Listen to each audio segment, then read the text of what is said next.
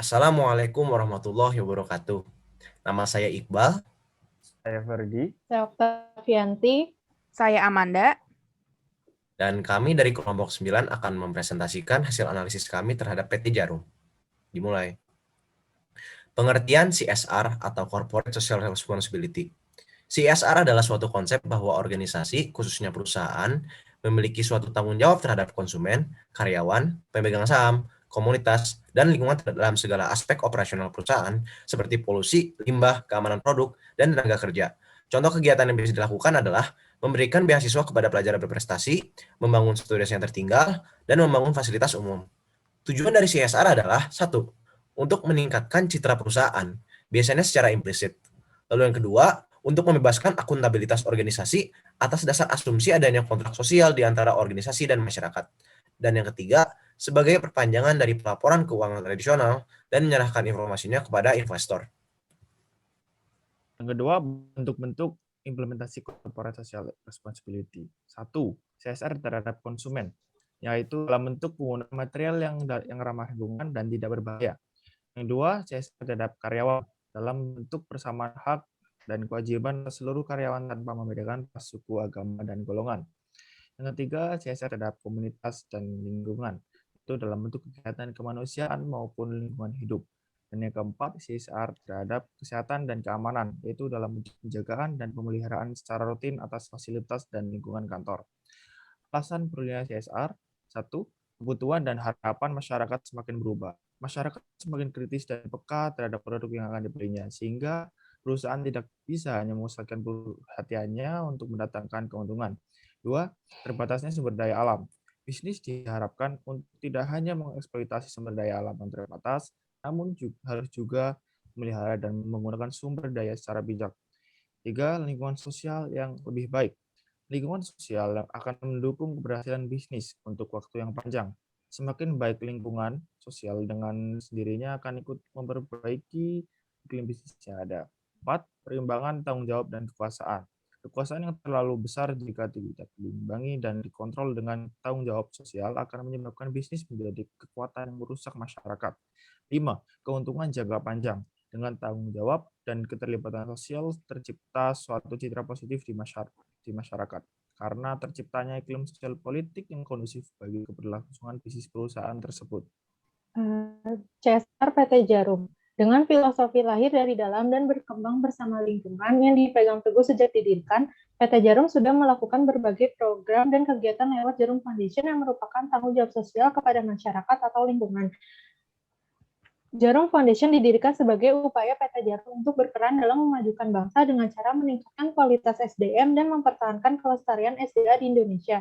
CSR PT Jarum dilakukan di berbagai bidang, antara lain pendidikan, sosial, lingkungan, dan kebudayaan. Program CSR yang pertama yaitu Bakti Sosial Jarum Foundation atau Jarum Sumbangsi Sosial. Bakti Sosial Jarum Foundation telah dilaksanakan sejak 1951, dilandasi oleh semangat persaudaraan dan gotong royong. Peduli dan memperdayakan masyarakat adalah filosofi dari setiap kegiatan Bakti Sosial Jarum Foundation.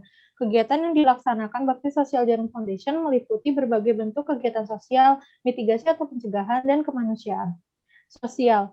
Program yang pertama yaitu renovasi bangunan panti asuhan dan bantuan fasilitas.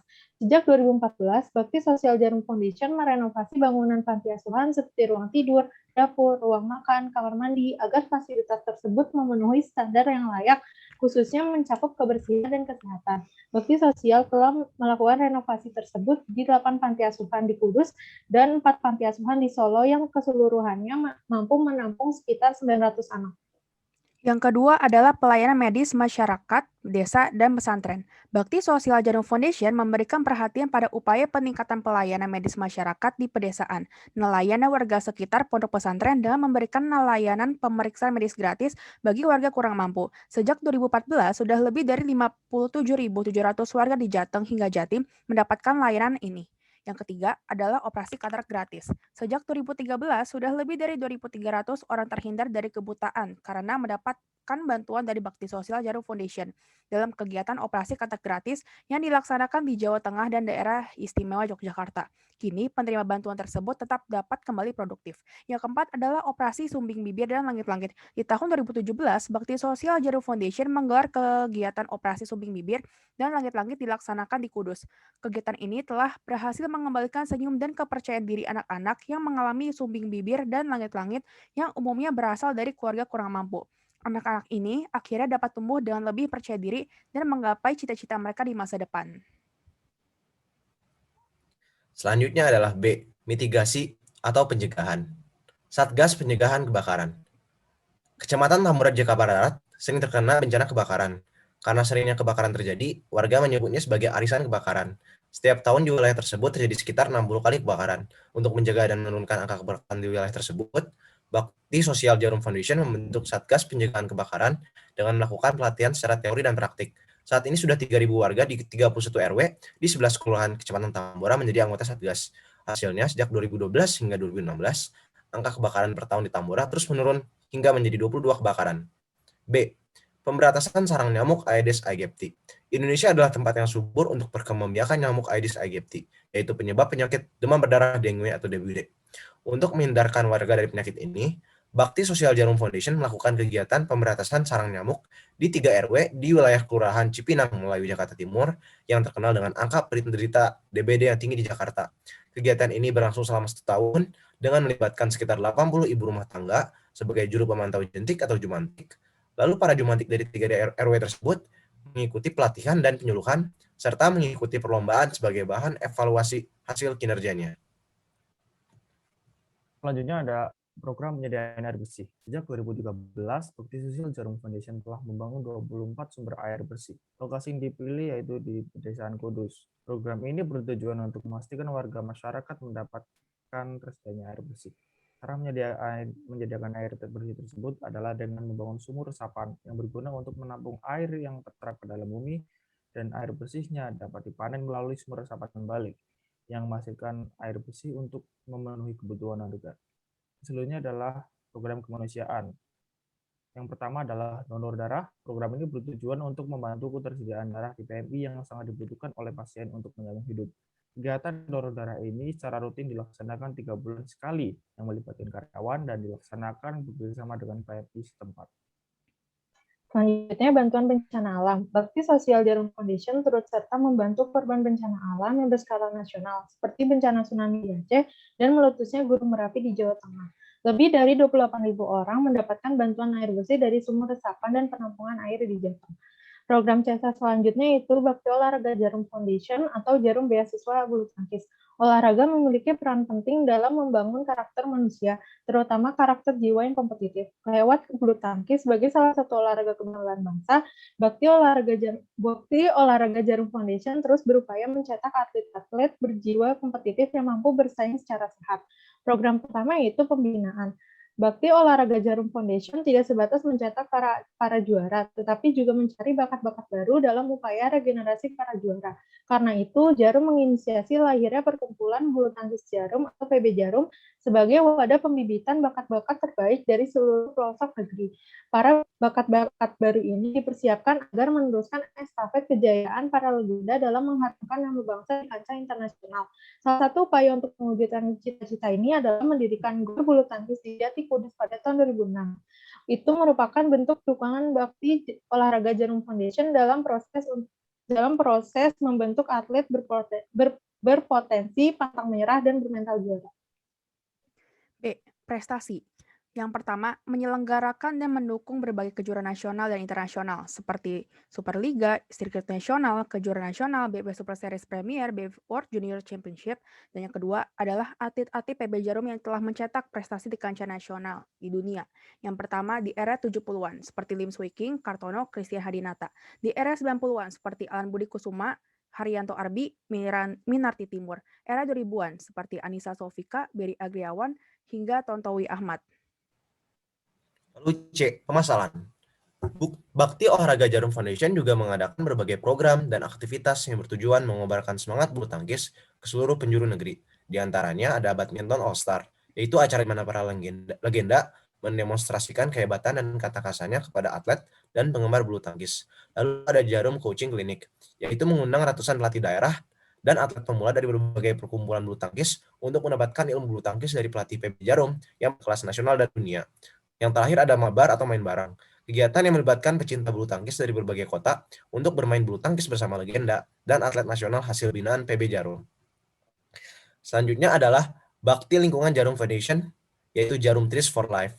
Merawat lingkungan adalah bekal untuk mewujudkan negeri yang sehat dan nyaman. Karena itu, kesungguhan dan kecintaan dalam merawat sangat diperlukan demi terciptanya lingkungan yang berkualitas dan berguna bagi makhluk sekitarnya.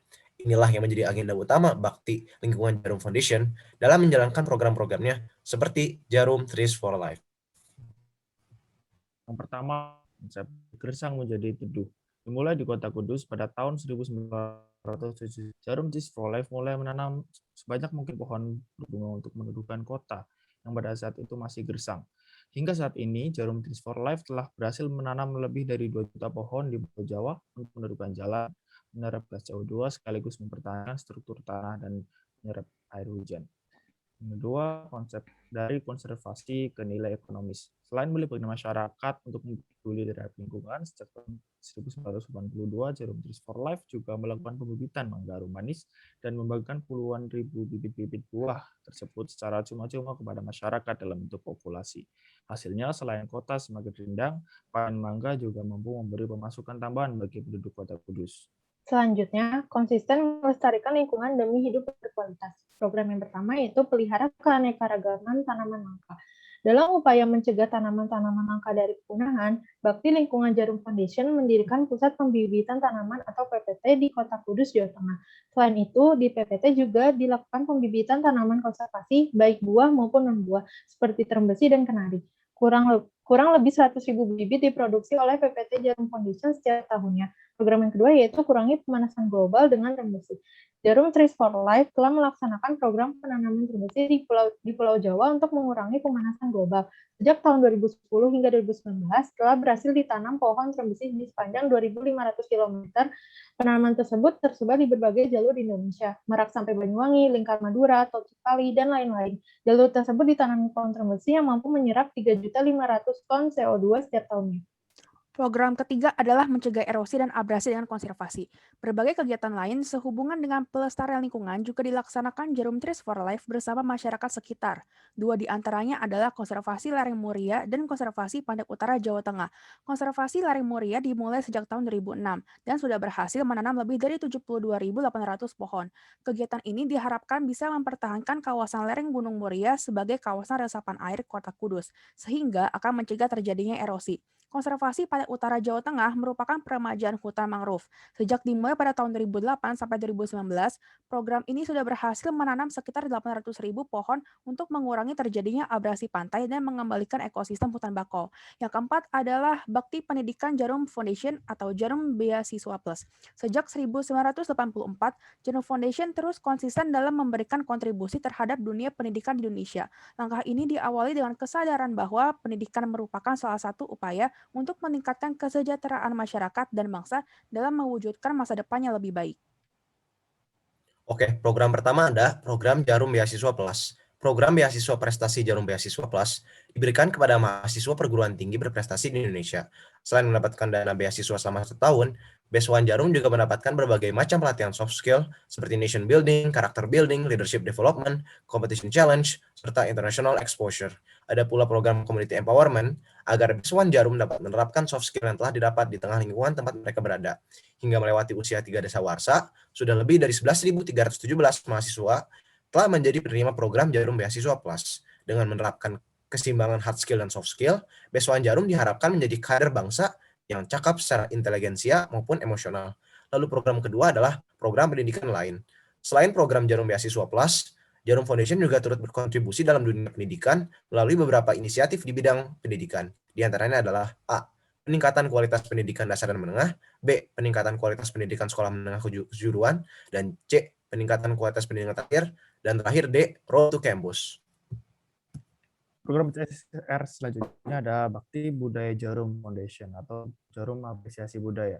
Sejak tahun 1992, Jarum Foundation melalui program Jarum Apresiasi Budayanya mulai mengembangkan bentuk-bentuk kepedulian terhadap hasil budaya bangsa sebagai bukti konsistensi untuk turut serta membangun negeri Indonesia demi mewujudkan Indonesia yang lebih bermartabat sehingga dapat menguatkan kekayaan dan kelestarian budaya bangsa. Program apresiasi budaya. Jarum Foundation telah melaksanakan berbagai program yang dapat mendukung insan kreatif untuk berkarya dan menggali potensi mengembangkan dan melestarikan keindahan serta keragaman budaya Indonesia. Yang pertama yaitu program apresiasi budaya Indonesia. Jarum Apresiasi Budaya telah mendukung lebih dari 4.000 kegiatan budaya dan telah menjalin kerjasama dengan para budayawan, seniman, dan kelompok kesenian dalam mewujudkan gagasan kreatifnya di berbagai aliran seni. Jarum Apresiasi Budaya juga fokus mendukung berbagai karya seni pertunjukan Indonesia yang banyak mendapatkan apresiasi dari masyarakat. Yang kedua yaitu Galeri Batik Kudus. Sejak tahun 2011 sampai dengan saat ini, Bakti Budaya Jarum Foundation membina kelompok pembatik di Kudus dan menggagas workshop pembinaan dan pelatihan batik Kudus rutin kepada para ibu dan remaja di Kudus. Kegiatan pelatihan ini terbuka untuk umum dan masyarakat yang berminat bisa mengikuti pelatihan dari tingkat dasar dengan menyediakan perlengkapan yang dibutuhkan untuk membatik, termasuk pelatihan juga membantu memasarkan. Yang terakhir adalah Galeri Indonesia Kaya. Galeri Indonesia Kaya adalah ruang publik yang pertama di Indonesia dalam memadukan konsep edukasi dengan digital multimedia untuk memperkenalkan kebudayaan Indonesia, khususnya bagi generasi muda. Tempat yang berlokasi di Gedung Indonesia, West Mall Lantai 8 ini menyuguhkan edukasi budaya dengan cara yang menyenangkan, terbuka untuk umum, dan tidak dipungut biaya. Informasi budaya di dalam Galeri Indonesia Kaya didukung oleh www.indonesiakaya.com, sebuah portal budaya Indonesia interaktif yang dapat diakses masyarakat luas. Mencintai budaya adalah wujud rasa bangga dan cinta terhadap Indonesia, karena yang menyatukan bangsa adalah budaya, cinta Indonesia. Sekian dari kami, terima kasih atas perhatiannya. Mohon maaf bila kesalahan. Wassalamualaikum warahmatullahi wabarakatuh.